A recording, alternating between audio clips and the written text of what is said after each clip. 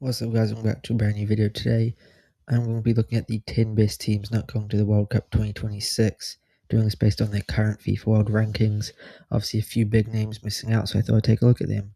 Starting off with the highest ranked team not going to the World Cup, that is Italy, obviously failing to beat Bosnia and Herzegovina on penalties in their final after defeating Northern Ireland in the semi and coming second in their group behind Norway. They won every game apart from the Norway games, but they did get absolutely pumped by Norway. Not much you can do about that. Norway did win every game. 37 goals scored in 8 games. Kind of ridiculous. So you can't blame them there, but it is just kind of typical Italy 3 times in a row. Who knows if they're ever going to qualify again at this point? Because, each time you don't qualify, pressure gets bigger and bigger by next World Cup. If there'll be like 100 teams, they might still not make it somehow. Italian football is just kind of in the dumps right now. Serie A's a very weak league. None of their teams have performed in Europe this season at all, really. So it's not, the future of Italian football is not looking great. Moving on to the number 2 highest ranked team, Denmark, ranked number 20th, failing to beat the Czech Republic on penalties after thrashing North Macedonia, to be fair, 4-0 originally. Obviously finished second behind their group, did the great bottle job. I believe they drew to Belarus and then lost to Scotland in their last 2 games to not make it in first, so they almost do kind of deserve to not make it through. But Denmark, they have made 3 of the last 4 World Cups, I believe. First time since 2014 they've missed one.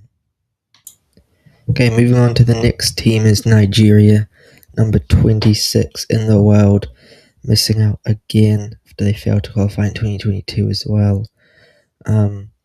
Came second in the group behind South Africa, did a great escape, got lucky with the African rule about last place teams or something, because one team withdrew, so they decided your result against the last place team didn't count, and Nigeria drew both of those, so they just basically got a free pass in ahead of Benin. Bet Gabon in extra time 4-1, then lost on penalties to DR Congo, who went on to make it by beating Jamaica in the Intercontinental Playoffs. In Nigeria failing to qualify again. The whole federation seems to be in a bit of a mess. But yeah, they're one of the big teams, and for them to miss out twice in a row is not very good. Moving on to the next team is Ukraine, number 32 in the world. Finished second in their group, just ahead of Iceland, behind France, obviously, and then got pumped by a Gyökeres hat-trick from Sweden in the playoff. Obviously, haven't made a World Cup in quite a long time. I don't know when the last time they actually made one was. But yeah, they always seem to get the Euros, but they can't make the World Cup. Poland is next, number 35. I would have thought Poland would be above Ukraine, honestly. But Poland, it feels like they're always at the World Cup, man. They're always at the World Cup. They never do very well, but they're just always there. Just got beat Finland, Malta, Lithuania to come second behind the Netherlands. 2-1 win over Albania at home, then a 3-2 loss away to Sweden to seal it. It was obviously not great for them, but Poland is probably on the decline now. Lewandowski's old. Szczesny's not playing anymore. Players like Zielinski, Milik, not quite as good as they once were. Which, ultimately is just leading to not qualifying. Hopefully it doesn't become a pattern for them, considering they have made the last few World Cups. Next up, Wales, number 37 in the world. A team I thought would actually make it after seeing the draw. They always end up playing Belgium, finished second behind them ahead of North Macedonia, something that wasn't looking super likely for a lot of the time, and then went out on penalties against Bosnia at home. That is just a must-win game. You cannot be losing that. But pens seem quite common in these games. No one really wants to sort of risk too much. They always kind of sit back and then ends up at pens, which is just, it's not a lottery because you can be good at pens, but it's not the best way to go out. It definitely hurts if your team went out that way. Next up is Serbia, number 39 in the world, and they didn't even make it to the playoffs, came third in their group, losing to their rivals Albania and England, of course, who always seem to have the easiest group.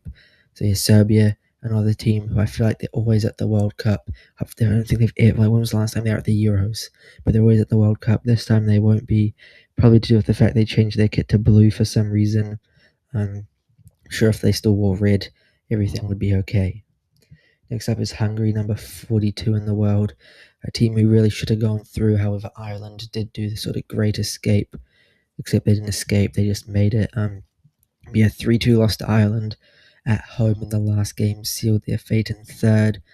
I do think the UEFA system's a bit stupid how Hungary just missed out and Sweden make it through because they won their Nations League C group. 3-2 loss. Szoboszlai, one of the best players in the Premier League this season, won't be at the World Cup. I mean, Liverpool fans won't mind. It means you'll get a rest. Although, a rest from what? They're not going to be in anything next season because they just got smoked by PSG. Next up is Cameroon, another team. Well, they were at the last World Cup, in fact, but they missed 2018, number 45 in the world. Finished second behind Cape Verde, a team that you think Cameroon should be on paper, but they didn't. Then a 91st minute winner from the DR Congo knocked them out in the semi-final. So Cameroon, the African powerhouse, who will not be at the next World Cup, although they don't really deserve to based on that kit. I remember the kits last World Cup were absolutely horrible. And last but not least, it is Greece, a team who have actually won the Euros 22 years ago now. Missed out to Scotland and Denmark. Quite a tough group, you've got to say, on paper.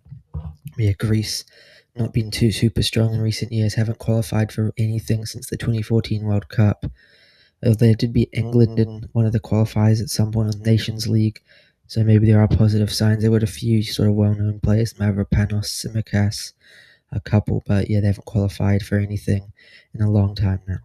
That is the end of the video. Thank you very much for watching. Please do like and subscribe, and I'll see you next time. Goodbye.